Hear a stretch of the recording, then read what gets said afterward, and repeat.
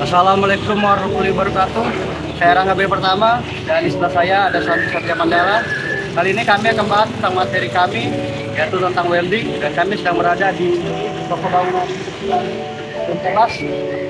Dan kami di sini akan mewawancarai orang-orang yang di sini. Ikuti kami, ayo.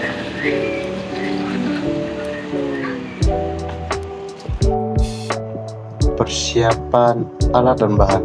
Sebelum melakukan pengelasan, alangkah baiknya kita melihat bahan-bahan untuk melakukan pengelasan, seperti contohnya elektroda.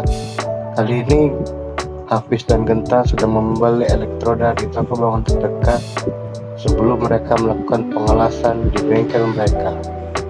Dan kali ini mereka membeli elektroda bertipe RD260. Sebelum mulai pengelasan, kita memakai sarung tangan terlebih dahulu untuk menghindari panas yang dihasilkan oleh mesin las dan benda kerja yang dilas. Bagian sarung tangan las yang sudah rusak atau cacat tidak boleh digunakan lagi, karena sarung tangan las berfungsi sebagai alat pelindung diri dari percikan api dan panas saat bekerja las. Maka sarung tangan yang rusak dapat mengurangi efektivitas dan keselamatan pekerja. Sarung tangan yang rusak juga dapat meningkatkan resiko kecelakaan dan cedera, sehingga sangat penting untuk selalu memeriksa kondisi sarung tangan las sebelum digunakan. Sebelum mulai pengelasan, kita memakai wear pack dan kacamata hitam untuk menjaga mata agar terhindar dari pantulan cahaya yang dihasilkan oleh mesin las. Elektroda RD260 adalah salah satu jenis elektroda las yang digunakan untuk mengelas baja karbon rendah, baja tahan karat, dan baja paduan rendah. Elektroda ini termasuk dalam kategori elektroda rutil dengan lapisan kawat berbentuk bulat.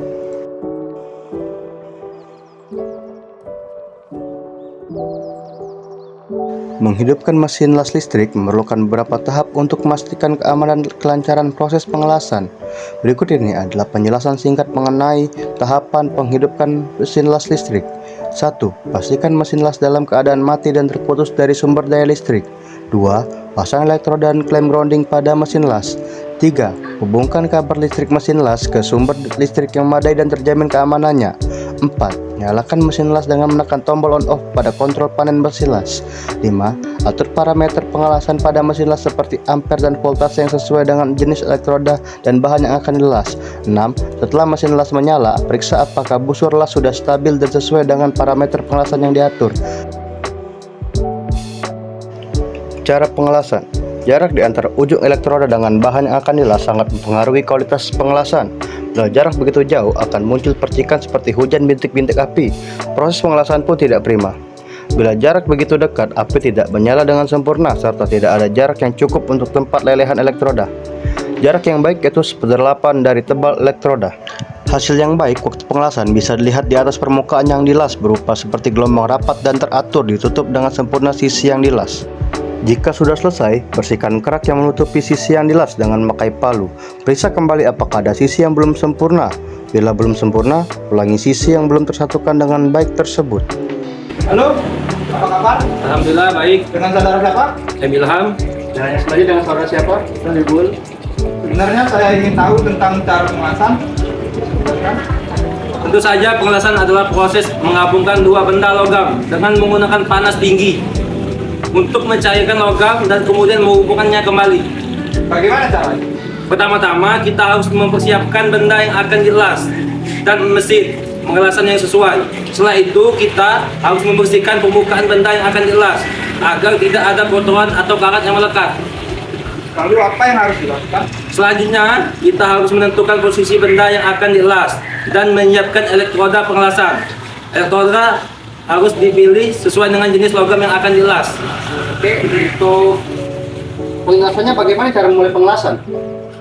Kita dapat memulai pengelasan dengan mengaktifkan mesin pengelasan dan menempatkan elektroda pada permukaan benda yang akan dilas.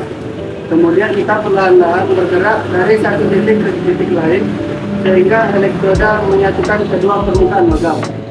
Apakah ada hal yang harus diperhatikan saat melakukan pengelasan? Tentu saja, saat melakukan pengelasan kita harus memperhatikan arus listrik, jarak antar elektroda dengan permukaan benda, dan kecepatan gerak elektroda. Semua ini akan mempengaruhi hasil akhir pengelasan. Bagaimana cara mengetahui apakah pengelasan telah berhasil? Setelah selesai melakukan pengelasan, kita dapat memeriksa hasilnya dengan menggunakan magnet atau pengujian radiografi untuk memastikan bahwa pengelasan telah berhasil dan kuat. Terima kasih banyak atas penjelasannya. Terima kasih untuk saudara Ilham dan saudara Sohibul. Sama-sama. Baik, terima kasih. Mungkin itu saja penjelasan dari kelompok kami, kelompok 2 tentang welding. Taufiq wal hidayah. Wassalamualaikum warahmatullahi wabarakatuh.